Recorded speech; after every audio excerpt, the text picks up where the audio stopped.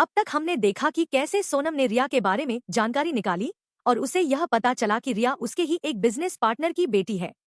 शाम को रिया कुणाल से मिलने पहुंची और उसी मौके पर कुणाल के मन में ना जाने क्या ख्याल आया कि उसने सोनम को भी अपने साथ आने को कहा।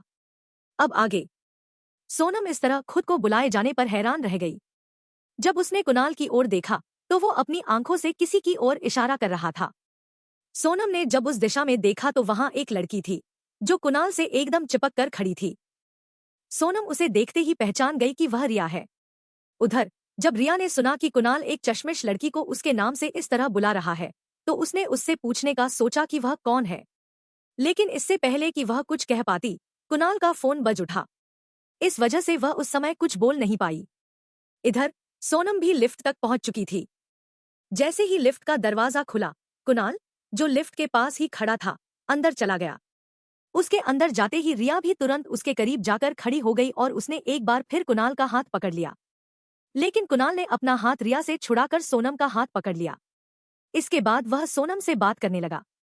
कुणाल को इस तरह अपना हाथ पकड़ते देख सोनम एक बार फिर हैरान हो गई, लेकिन जल्द ही उसे समझ आ गया कि कुणाल ने ऐसा क्यों किया, इसलिए उसने कुछ भी नहीं कहा। उसे कुणाल की घबराहट अपने हाथों पर महसूस हो रही थी।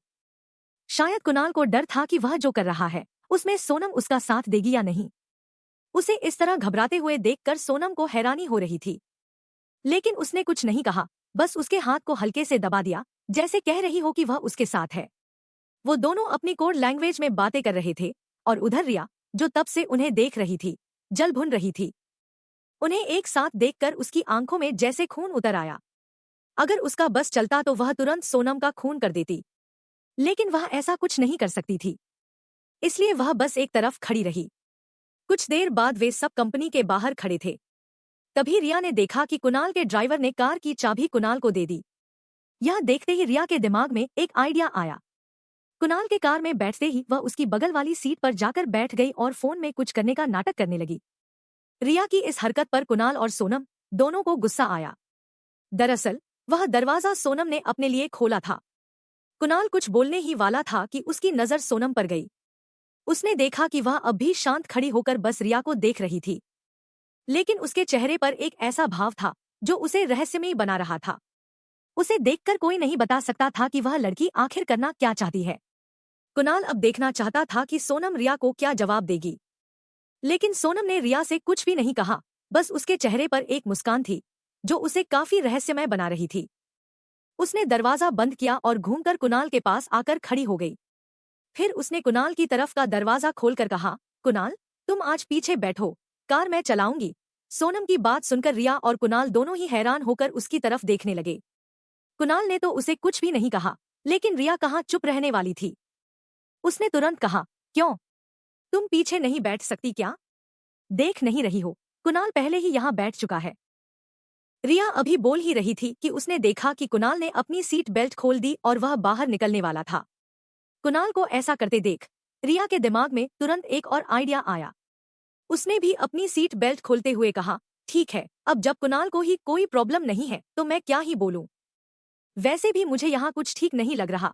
यह कहकर रिया अपनी सीट से उठकर कार के अंदर ही पीछे वाली सीट पर जाकर बैठ गई और यही उसने गलती कर दी। रिया को ऐसा करते देख सोनम के चेहरे पर जो मुस्कान थी वह और भी बढ़ गई। उसने तुरंत ही कुणाल से कहा, अब आप जाकर वहां बैठ जाइए, फिर खुद भी अपनी सीट पर बैठ गई। इधर जब कुणाल को समझ में आया कि अभी क्या हुआ तो वह हैरानी में बस सोनम को देखता रह गया। सोनम ने उसे इशारे से तुरंत कार में बैठने को कहा। अब कुणाल के चेहरे पर भी एक मुस्कान आ गई और वह तुरंत ही सोनम के बगल वाली सीट पर बैठ गया और सोनम ने कार आगे बढ़ा दी। उधर रिया ने गुस्से से सोनम की तरफ देखते हुए कहा, कुणाल, तुम ऐसा मेरे साथ ऐसा कैसे कर सकते हो? और यह है कौन जिसकी तुम सारी बातें मान रहे हो? रिया की बात सुनकर सोनम ने तुरंत कहा, अरे हाँ, मैं तो आपको अपना परिचय देना भूल ही गई। हाय, मैं सोनम हूँ और मैं कुणाल की। उसने अभी इतना ही कहा था कि कुणाल ने उसका हाथ पकड़ते हुए कहा, यह मेरी गर्लफ्रेंड है। कुणाल के जवाब ने मानो दोनों ही लड़कियों पर बम फोड़ दिया। दोनों ही हैरानी से कुणाल की तरफ देखने लगी, लेकिन कुणाल के चेहरे से ऐसा लग ही नहीं रहा था कि उसने अभी अभी उन दोनों पर इतना बड़ा बम फोड़ा है।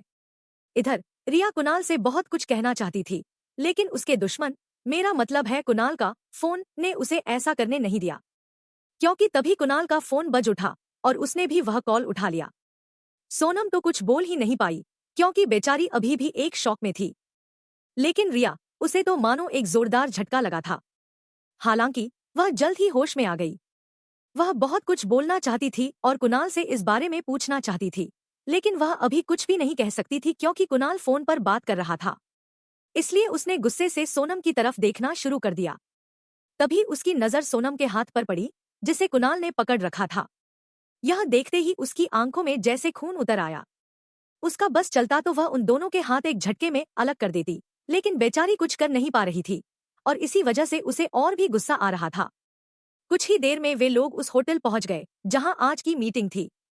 लेकिन पूरे रास्ते भर कुणाल ने सोनम का हाथ एक बार के लिए भी नहीं छोड़ा और इस वजह से रिया का गुस्सा और भी बढ़ता जा रहा था।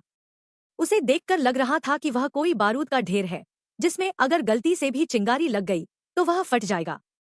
कुणाल और सोनम भी उसे देख रहे थे, लेकिन उन्हें इस बात से कोई फर्क नहीं पड़ रहा था, बल्कि उन्हें तो और भी ज्यादा मजा आ रहा था। इसलिए उन्होंने उसे पूरी तरह इग्नोर करते हुए कार से बाहर निकलने का फैसला किया। बाहर निकलने के बाद कुणाल फाइल देखते हुए आगे बढ़ने लगा। सोनम ने कार से बाहर निकलते ही पास खड़े ड्राइवर को चाबी देते हुए कहा, विनोद, अंदर जो मैडम बैठी हुई हैं, उन्हें जहां भी जाना हो वहां छोड़ आओ। यह कहकर सोनम भी कुणाल के पीछे पीछे होटल के अंदर चली गई। उस होटल में ऐसे ड्राइवर हायर किए जाते हैं उन लोगों के लिए जो पार्टीज में ज्यादा शराब पी लेते हैं और खुद कार चलाने लायक नहीं बचते। सोनम के जाते ही विनोद ने कार में बैठते हुए कहा, मैडम, आपको कहाँ जाना है? जहन्नुम में ले चलोगे? रिया ने गुस्से में कहा। उसकी बात सुनकर विनोद तुरंत बोला, सॉरी मैम, लेकिन मैं इस जगह का पता नहीं जानता। क्या आप मुझे बता सकती हैं? यह सुनकर रिया का सिर पटकने का मन कर रहा था, लेकिन उसने कुछ कहा नहीं, बस कार से उतर गई और सीधा होटल के अंदर चली गई। इधर कुणाल होटल के अंदर जाते ही हंसने लगा। उसने हंसते हुए कहा, मिस कत्याल, आप सच में काफी ज्यादा डेंजरस हैं। वैसे आपने रिया को अच्छा सबक सिखाया, लेकिन आपने तो मुझे भी शौक दे दिया। आपने मुझे अपनी गर्लफ्रेंड बताया। आपको नहीं लगता कि एक लड़की को अपनी गर्लफ्रेंड बताने से पहले उसकी मर्जी पूछनी चाहिए? सोनम ने हल्के गुस्से में कहा। कुणाल ने जब उसकी बात सुनी तो वह सकपका गया। जो कुणाल अब तक हंसी रोक नहीं पा रहा था, वह अब ऐसा लग रहा था जैसे किसी बच्चे ने गलती की हो। कुणाल कुछ कहने ही वाला था कि तभी रिया वहां आ धमकी। रिया कुणाल के पास वाली चेयर को और करीब खिसकाकर बैठ गई। उसकी इस हरकत पर कुणाल और सोनम दोनों को ही गुस्सा आया। सोनम ने तुरंत कहा, मिस रिया, आप फिर आ गईं? वैसे मानना पड़ेगा, आप सच में बड़ी ही चिपकू इंसान है। कुणाल कब से आपको इग्नोर किए जा रहा है, लेकिन आप हैं कि उससे चिपकने का एक भी मौका छोड़ नहीं रही हैं। सोनम की बात सुनकर रिया को गुस्सा तो बहुत आया, लेकिन उसने अपने चेहरे पर मुस्कान लाते हुए बेशर्मी से कहा, अच्छा, ऐसा है, लेकिन मैं कुणाल की दोस्त हूँ और मैं उसके साथ इसी तरह रहती हूँ। अगर तुम्हें कोई प्रॉब्लम है तो तुम यहाँ से जा सकती हो। रिया की बात सुनकर सोनम को एक पल के लिए मुस्कुराई, लेकिन उसने कुछ कहा नहीं, बस अपनी जगह से खड़ी हो गई।